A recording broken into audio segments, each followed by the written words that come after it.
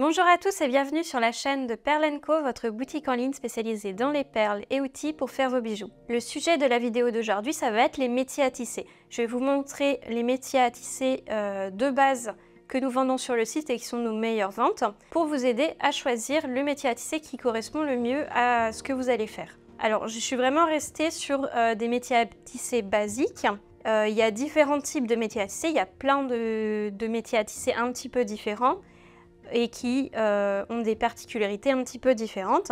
Mais là, on reste sur du basique. Je parlerai peut-être d'autres types de métiers à tisser plus tard. Donc là, on est sur du métier à tisser pour les perles, mais vous pouvez aussi l'utiliser pour des petits tissages de fil. C'est le même fonctionnement qu'un métier à tisser pour la laine et le fil. C'est juste que les petits ressorts qu'on va avoir ici sont plus resserrés, donc les fils vont être plus resserrés également. L'ensemble des 5 modèles fonctionne à peu près sur le même principe, avec des petits rondins en bois qu'on va venir serrer ou desserrer pour améliorer la tension du fil de notre tissage. Si jamais vous débutez dans la création de bracelets au métier à tisser, sachez que pour réaliser votre bracelet, il va falloir que le fil soit tendu, mais pas trop tendu et pas lâche non plus. Donc ce système va vous permettre d'arranger du coup plus facilement la tension du fil pour obtenir la bonne tension. Donc pour commencer, je vais vous présenter le premier modèle le moins cher du site. C'est celui avec lequel j'ai commencé. C'est un petit métier à tisser tout simple avec un clou ici et ici pour accrocher le fil et du coup le système des petits rondins de bois. À l'heure où sort cette vidéo, ce métier à tisser là vaut 6 € et c'est vraiment le métier à tisser de base pour tester le tissage de perles et voir si c'est une activité qu'on apprécie. L'inconvénient de ce métier à tisser, c'est qu'il est un peu moins stable que les autres et aussi que la surface de tissage est inférieure à 15 cm. Donc c'est idéal pour les personnes qui ont un très petit poignet parce qu'il faut savoir qu'il faut faire une longueur de tissage d'à peu près la taille de son tour de poignet ou un tout petit peu moins, et en fait en rajoutant les embouts et le fermoir, on va arriver à quelque chose qui n'est pas trop proche du poignet. Donc voilà, donc si vous avez un petit poignet et que vous voulez tester cette activité pour pas trop cher, vaut mieux prendre ce métier à tisser là. Mais si vous avez un poignet plus large, on va passer directement sur ce modèle là qui coûte 8,50 €, donc il coûte 2,50 € de plus. Et la surface de tissage est de 20 cm à peu près, 20,5 cm. Donc ça conviendra à la plupart des poignets. Donc celui-là, il a 3 clous pour accrocher les fils. Donc vous pouvez répartir les fils et faire des tissages plus larges. Et voilà, c'est un petit métier à tisser, pas très stable non plus, mais un peu mieux que le premier, et il fait l'affaire. Ensuite, si vous voulez quelque chose de beaucoup plus long, si vous voulez faire des tissages plus longs, vous avez ce métier à tisser là, qui est sur le même principe que le précédent, mais du coup, ici, on a des petites vis pour pouvoir élargir le métier à tisser. Et on obtient une surface de tissage qui fait 26,5 cm à peu près. Donc vous pouvez faire des bracelets un peu plus longs, voire des colliers ras de cou avec. Celui-ci est au prix de 14,80 €. Ensuite, on a ce métier à tisser là, qui a un petit peu moins de métal, qui est fait en bois découpé. Il est au prix de 31,90 € et c'est le modèle aussi que j'utilise personnellement parce qu'il est très stable et en plus de ça, comme le plan est incliné, c'est plus facile de tisser et on se fait moins mal aux yeux, on se fait moins mal au dos, c'est quand même beaucoup plus agréable. La surface de tissage de celui-ci est à peu près de 18 cm, donc ça conviendra aussi à une grande majorité de poignets. Et pour finir, on a celui-là qui a un métier à tisser très grand, qui va vous permettre de faire des bracelets double tour et des colliers. Donc sa surface de tissage, elle est de 45,5 cm. Il est au même prix presque que le précédent, il est à 29,90 €. C'est aussi un métier à tisser que j'aime bien du coup pour faire des créations très longues. Par contre, on ne peut pas faire des choses très larges avec. Il a la même largeur à peu près que celui-là, sauf que les ressorts sont un peu plus resserrés, donc on peut mettre un peu plus de perles quand même. Je vais vous montrer l'installation des fils en utilisant ce métier à tisser là. L'avantage également avec ce métier à tisser là, c'est que vous pouvez aussi réduire du coup la longueur de tissage à réaliser, ce qui va vous permettre d'économiser aussi du fil, parce que ça ne sert à rien d'avoir un métier très grand si vous allez au final tisser 10 cm. Ça va vous faire perdre pas mal de longueur de fil. Donc là, vous allez pouvoir ajuster la longueur que vous voulez tisser.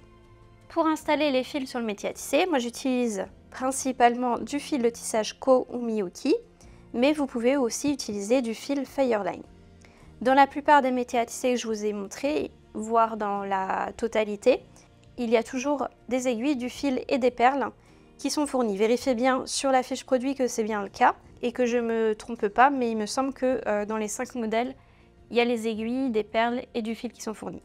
Après, c'est pas non plus de la qualité extraordinaire, c'est juste pour tester votre métier à tisser.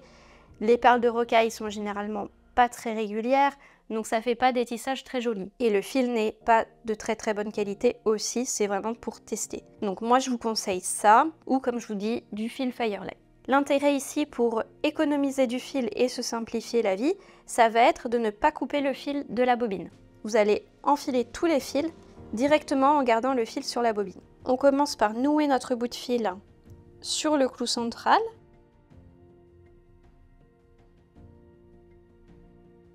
Avec un double nœud.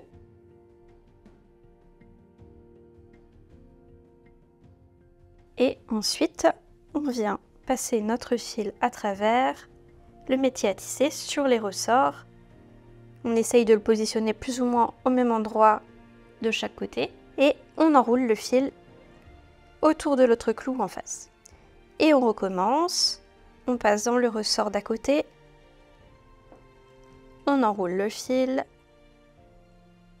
On continue comme ça.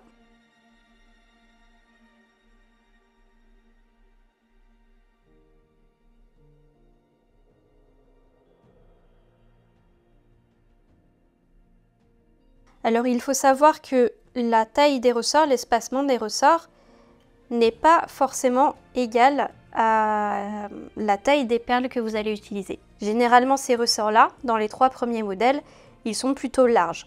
Donc ce qui va se passer, c'est que si vous prenez par exemple des Miyuki Delica 11-0, quand vous allez faire vos 2 premiers rangs de tissage, l'écartement des fils va se rétrécir pour s'adapter à l'écartement des perles. C'est totalement utilisable comme cela.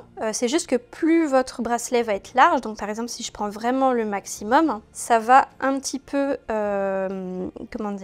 tirer sur les fils sur les côtés. Et du coup, il va falloir ajuster la tension de votre métier à tisser. Mais ça reste quand même utilisable, ne vous inquiétez pas. Pour les 2 modèles, les 2 derniers modèles que je vous ai montrés, les ressorts sont un peu plus resserrés. Donc vous allez pouvoir utiliser plus facilement des perles plus fines.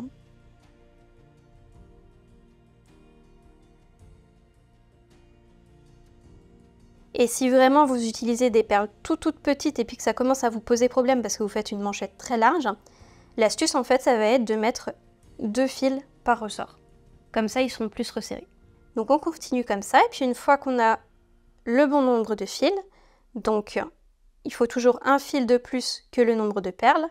Donc si j'ai 5 perles, il me faut 6 fils. On vient l'enrouler sur le clou et on vient faire un nœud. Alors si on a le bout de fil qui est ici, on peut directement l'utiliser, sinon on fait un nœud sur le clou. Voilà, je fais un double nœud. Et ensuite on vérifie la tension du fil. Donc il faut que ça rebondisse un petit peu comme un trampoline. Là je vois il y a celui-là qui n'est pas très bien fixé. Donc je vais resserrer un tout petit peu. On dévisse les rondins. Et on le tourne vers soi pour resserrer et vers les fils pour desserrer. Puis après, on resserre les petites vis. Et voilà. Et là, c'est bien. On entend même le bruit quand ça rebondit. Après, vous prenez environ 1,50 m, 2 m de fil que vous enfilez sur une aiguille et vous nouez votre fil en gardant 20 cm de bout de fil. Vous le nouez à l'un des fils extérieurs, donc un des fils sur les côtés. Et vous n'avez plus qu'à commencer votre tissage. On garde 20 cm de bout de fil pour pouvoir coincer le fil dans le tissage après. Ça va permettre de solidifier le premier rang de perles, le solidifier ensemble, et aussi de cacher facilement le bout de fil. Il faut savoir que dans ce genre de création, si on coupe trop près du nœud, on risque en fait de permettre au nœud de se défaire. Donc on garde toujours un petit peu de longueur qui est coincée et cachée dans les perles, au cas où, pour éviter que le nœud se défasse. Parce qu'une fois que le nœud se défait, on est un peu embêté quand même. Va falloir recommencer. Merci à tous d'avoir regardé cette vidéo, j'espère qu'elle vous permettra de faire un choix parmi nos métiers à tisser. Pensez à mettre un petit pouce en l'air, à commenter et à vous abonner. Et je vous dis à la prochaine pour de nouvelles vidéos. Bye!